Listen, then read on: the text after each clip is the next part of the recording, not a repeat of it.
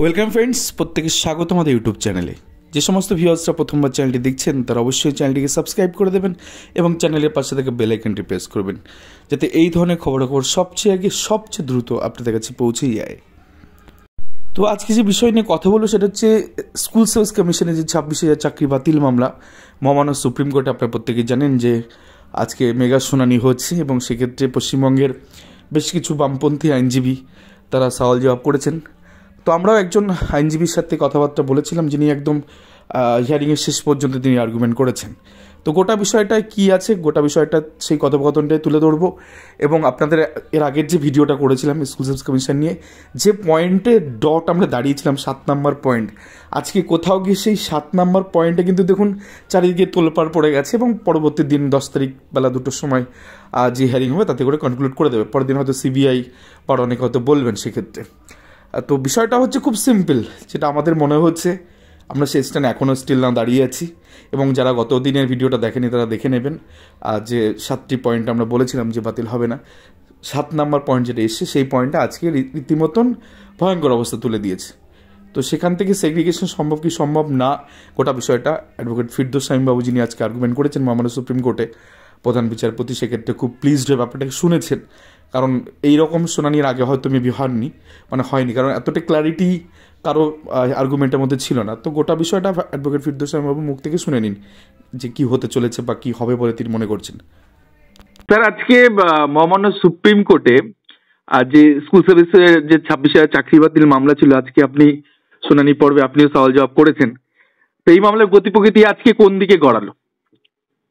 দেখুন, আমাদের পক্ষ থেকে একদম নির্দিষ্ট সাবমিশন যে স্কুল সার্ভিস কমিশন, বোর্ড এবং সরকার তারা প্রকৃত তথ্য দিচ্ছে না, তারা বেসিক্যালি তথ্য চেপে রাখছে। তার উদাহরণস্বরূপ আমরা কি দেখিয়েছি, যেমন ধরুন এই এসএসসি এই সুপ্রিম কোর্টের সামনেই যে রিটেন সাবমিশনে যে কতজন ইললিগাল অ্যাপয়েন্টমেন্ট পেয়েছে সংখ্যাটি দেখিয়েছে 5,485। আর বোর্ড একটা 1 পেজ নথি দিয়েছিল, হ্যান্ডেড ওভার করেছিল, সেই সংখ্যাটা যোগ করলে হচ্ছে 5,189। আমি আজকে আদালতে দেখিয়েছি, দেখুন এই দুটো তথ্যের মধ্যে মিল নেই। এসএসসি বলছে যে 8 রাউন্ড কাউন্সিলিংটাই শুধুমাত্র after expiry of the panel. আমি রুল 15 একেবারে পড়ে শুনিয়ে আদালতকে জানিয়েছি যে দেখুন, প্যানেলের ভ্যালিডিটি থাকবে 1 বছর।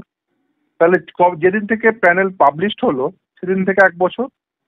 নবম দশমের ক্ষেত্রে দেখা যাচ্ছে যে প্যানেলের ভ্যালিডিটি শেষ হয়ে যাওয়ার পরেও তারা 6খানা কাউন্সিলিং করিয়েছে। একাদশ দ্বাদশের ক্ষেত্রে দেখা যাচ্ছে 4টে কাউন্সিলিং করিয়েছে after expiry of the panel. নবম দশমে টোটাল 8টা কাউন্সিলিং হয়েছে, একাদশ দ্বাদশে টোটাল 6টা কাউন্সিলিং হয়েছে অ্যাকর্ডিং টু দেয়ার ডাটা।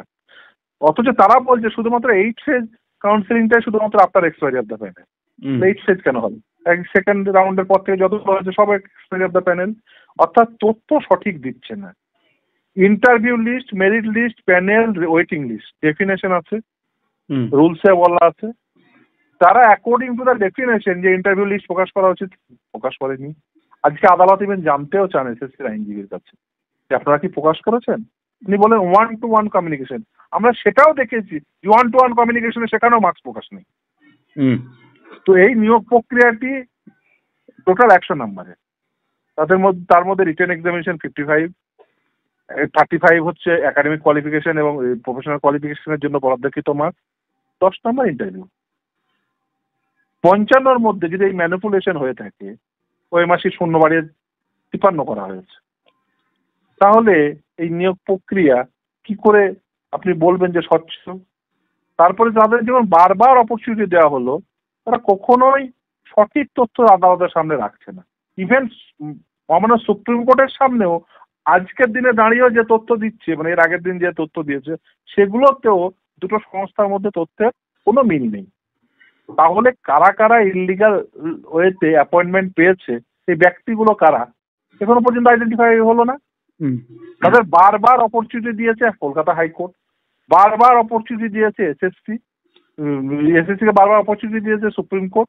অথচ সেই সুপ্রিম কোর্টের সামনেও তারা যে তথ্য রেখেছে সেই তথ্যের মধ্যেও গড়মিল রয়েছে। এখান থেকে আমরা বলছি যে বেসিক্যালি এরা চাইলে সঠিক তথ্য দিতে পারে, কিন্তু এরা তথ্য দিচ্ছে না। তথ্য না দিয়ে উল্টে ইললিগাল অ্যাপয়েন্টমেন্ট ধরা পড়ে যাওয়ার পরে তারা সুপার নিউমেরিক পোস্ট ক্রিয়েট করে তারা বলছে সেই পোস্টটি কি জন্য ব্যবহৃত হবে, ইললিগাল অ্যাপয়েন্টিদের বেসিক্যালি সার্ভিস চলে যাওয়া বাঁচাতে, বৈধ চাকরি প্রাপকদের চাকরি বাঁচাতে সুপার নিউমেরিক পোস্ট ব্যবহৃত হবে। মন্ত্রীর বান্ধবীর বাড়ি থেকে টাকা উদ্ধার হচ্ছে, মন্ত্রী এখনো জেলে। এই সমস্তগুলো আদালতের সামনে প্লেস করেছি আমরা। দেখুন যে রুল মেনে না মেরিট লিস্ট প্রকাশ হয়েছে না ইন্টারভিউ লিস্ট প্রকাশ হয়েছে। রুল মেনে 2018 সালে এই ইন্টারভিউ লিস্ট প্রকাশই হয়নি, 2022 সালে আদালতের নির্দেশের ফলে ব্রেকে যাওয়া মার্কস প্রকাশ হয়েছে।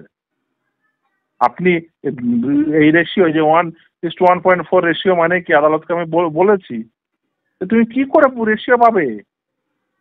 যদি রেশিও বুঝতে গেলে যে এই রেশিও মেনটেন হয়েছে কি হয়নি এটা বুঝতে গেলে তো মার্কস প্রকাশ করতে হবে।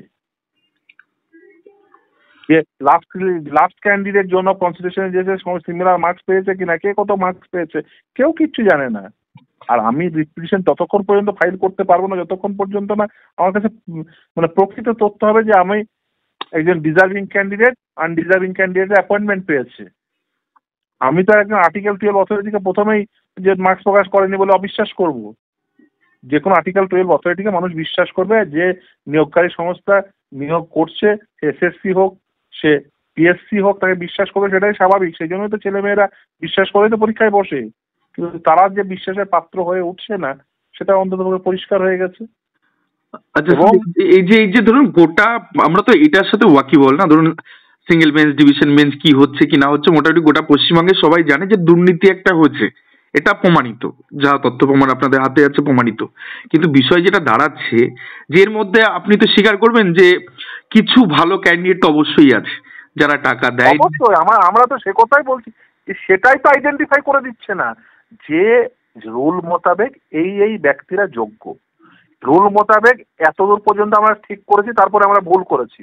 এই যে প্রকৃত তথ্য আদালতের সামনে দেওয়া, এই যে বললাম যে 5,485 আর 5,189 দুটো সংস্থা, একটা হচ্ছে এসএসসি একটা বোর্ড, দুজন দুরকম তথ্য দিয়ে দিল আদালতের সামনে, এই সুপ্রিম কোর্টের সামনে, এই পর্বের শুনানি পর্বে। আচ্ছা, আরেকটা শুনানি পর্বে নয়, আগের পর্বে তো বিভিন্ন তথ্য দিয়েছে বিভিন্ন সময়, আমি সেটা তর্কের খাতিরে ছেড়েই দিলাম। কিন্তু এই পর্বে শুনানি পর্বেই দুটো সংস্থা দুরকম তথ্য দিয়েছে। হ্যাঁ, তো সেই জায়গা থেকে আমার একটা স্পেসিফিক কোশ্চেন, যে আজকে দেখলাম আপনাদের তরফ থেকে একটা কথা বলা হচ্ছে যে 500 কোটি টাকা জরিমানা করা হোক school service commission West Bengal.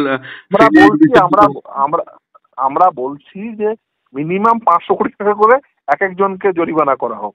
তার কারণ হচ্ছে দেখুন, এইরকম আর্টিকেল 12 অথরিটিরা তারা যেন ভবিষ্যতে এটা একটা এক্সাম্পল সেট হোক, যে ভবিষ্যতে যেন এই ধরনের দুর্নীতি করতে কেউ সাহস না করে।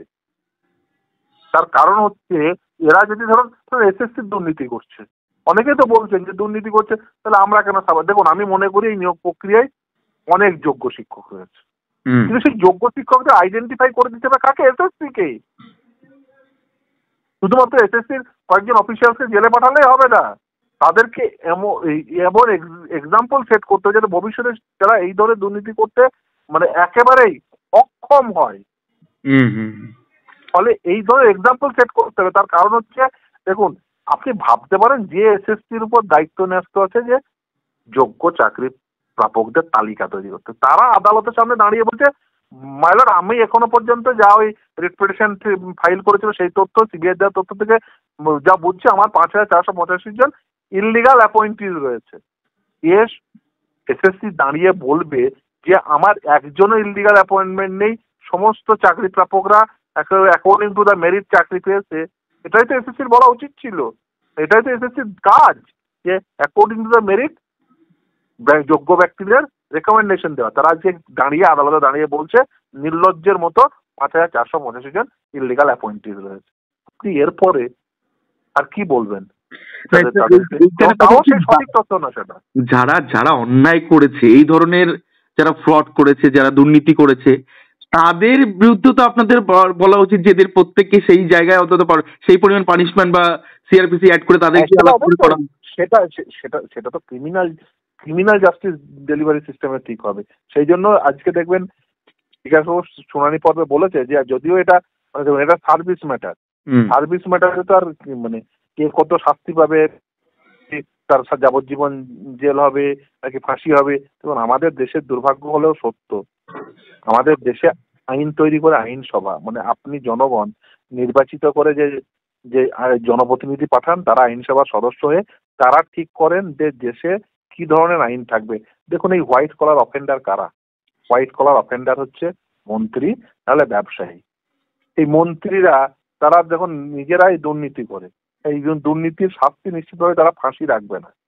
তার কারণ তারা জানে আমরা এই হোয়াইট কলার অফেন্স গুলো করি, তাই ফলে তারা তাদের জন্য সেই ধরনের শাস্তি রাখে যে শাস্তি তারা করে, এই ধরনের অপরাধ করে সেই শাস্তি ভোগ করে তারা বাকি জীবনটা এনজয় করতে পারে। খুব সিম্পল কথা, এই ক্ষেত্রে জনগণকেও দায়ী নিতে হবে। আইন সবাই তাদের পাঠান যারা মনে করবে যে একজন চাকরি প্রাপকেরও চাকরি কেড়ে নিলে তাকে সর্বোচ্চ শাস্তি দিতে হবে, যেটা আমাদের স্ট্যাটুট বুকে রয়েছে, ফাঁসি দিতে। যদি আমি মনে করি যে একজন মানুষের মানুষের ফাঁসি হওয়া উচিত নয়, এটা আলাদা প্রসঙ্গ অলটুগেদার, কিন্তু আমৃত্যু কারাদণ্ড হবে। একজন যদি একজনের চাকরি চুরি করে, তার আমৃত্যু কারাদণ্ড হবে। কিন্তু কি করবেন? বেশ স্যার, আজকে সুপ্রিম কোর্টে প্রধান বিচারপতির কি অবজারভেশন রয়েছে? পরবর্তী দিন কি আর একটা দিন উনি শুনবেন? হ্যাঁ, তিনি বলেছেন আর একদিনই শুনবেন, 10 তারিখ। প্রথমে 3 তারিখ ডেট রাখছিলেন, কিন্তু যেহেতু এই কাদের পক্ষ থেকে সওয়াল জবাব হবে? দেখুন, আজকে আমরা যা সাবমিশন রেখেছি, এই সাবমিশনের এসএসসি তার উত্তর দেবেন, সরকারও সম্ভবত উত্তর দেবেন, সিবিআই হয়তো কিছুটা সাবমিশন রাখতে পারেন। পরের দিন তিনি বলেছেন পরের দিনই কি হতে পারে সেই অ্যাডভার্স অর্ডার যেটা মহামান্য ডিভিশন বেঞ্চ কলকাতা হাইকোর্টে দিয়েছিল, সেটাই বহাল থাকবে নাকি এখানে যে সমস্ত যোগ্য প্রার্থীরা আছে তারা একটু হলেও বাঁচবেন বা রিলিফ পাবেন সুপ্রিম কোর্টে? দেখুন, বিং আর্গুইং কাউন্সিল আমার এটা বলা ঠিক নয়, যেহেতু এখন মামলা চলছে।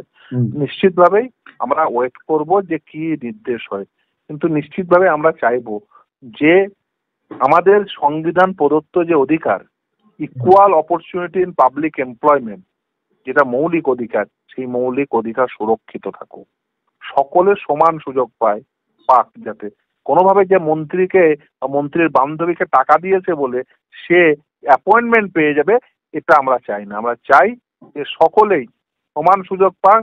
একজন চাষির সন্তান, একজন কৃষকের সন্তান যে সুযোগ পাবে, একজন পুলিশ কর্মীর সন্তান সেই সমান সুযোগ পাবে, একজন শিক্ষকের সন্তান সমান সুযোগ পাবে, একজন ভিখিরির সন্তানও সমান সুযোগ পাবে চাকরি পাওয়ার ক্ষেত্রে।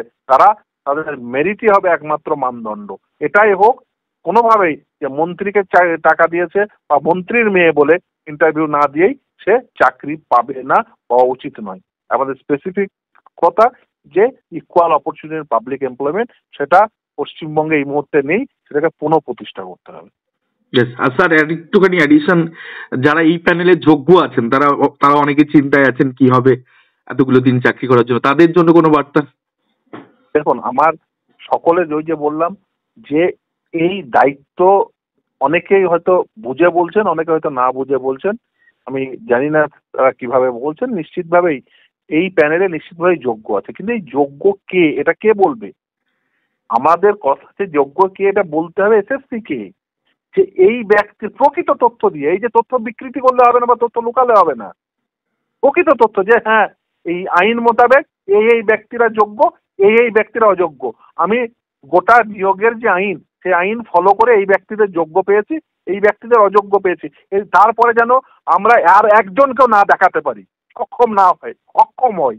আমি চাই যে এসএসসি এমন লিস্ট দিক, এমন তালিকা দিক, এমন সাবমিশন করুক যে আমরা অক্ষম হই, যাতে দেখাতে পারি যে এই এখনো পর্যন্ত এই জিনিসগুলো এসএসসি চেপে রেখেছে, দেয়নি। এই অক্ষমতার জায়গায় এসএসসি আমাদের, কিন্তু দুর্ভাগ্য হলো সত্য, তারা সেটা করছে না। কেন, সেটা তারাই বলতে পারবে, এসএসসি বোর্ড এবং সরকার। বোঝা যাচ্ছে যে বেসিক্যালি তারা এই তথ্য লুকাচ্ছে, সঠিক তথ্য দিচ্ছে না। কেন দিচ্ছে না, তার কারণ সব থেকে ভালো তারাই বলতে পারবে। বোঝাই যাচ্ছে যে তারা টাকা নিয়েছে সেহেতু যাতে এই যাদের কাছ থেকে টাকা নিয়েছে তারা তো কালকে ধরবে যে তোমরা টাকা নিলে আমাদের কাছ থেকে, আবার আমাদেরই নাম তালিকা আকারে প্রকাশ করে দিচ্ছ প্রকৃত তথ্য, তাহলে আমরা যাব কোথায়? যেহেতু যারা টাকা দিয়েছে তারা যেহেতু ধরবে, সেহেতু তারা এই ধরনের তথ্য চেপে রাখছে বা সঠিক তথ্য দিচ্ছে না। এটা খুব পরিষ্কার হয়ে গেছে। তো আশা করি গোটা বিষয়টা আপনারা বুঝতে পেরেছেন। আর যদি ভিডিওটা আপনাদের ভালো লেগে থাকে তাহলে অবশ্যই চ্যানেলটিকে একটু সাবস্ক্রাইব করতে ভুলবেন না এবং একটু শেয়ার করে দিন প্রত্যেকের মাঝখানে, যাতে করে এই ধরনের খবরাখবর আমরা আমাদের চ্যানেলে আরও বিস্তারিতভাবে নিয়ে আসতে পারি। তো এতক্ষণ ধরে ধৈর্য সহকারে ভিডিওটা শোনার জন্য আপনাদের অসংখ্য ধন্যবাদ। এবং প্রত্যেকের যে সুনির্দিষ্ট লক্ষ্য সেটা যদি পূরণ হয় সেই দিকেই আমরা তাকিয়ে থাকবো, এবং সেই সাথে সাথে যে সমস্ত যোগ্য প্রার্থীরা আছে তাদের সাথেও আমরা আছি। এবং এই যে এই ব্যাধি মুক্ত হয়ে একটা নতুন সমাজ গঠিত, এই আশা রেখে আজকে ভিডিওটা শেষ করছি। ধন্যবাদ সকলকে।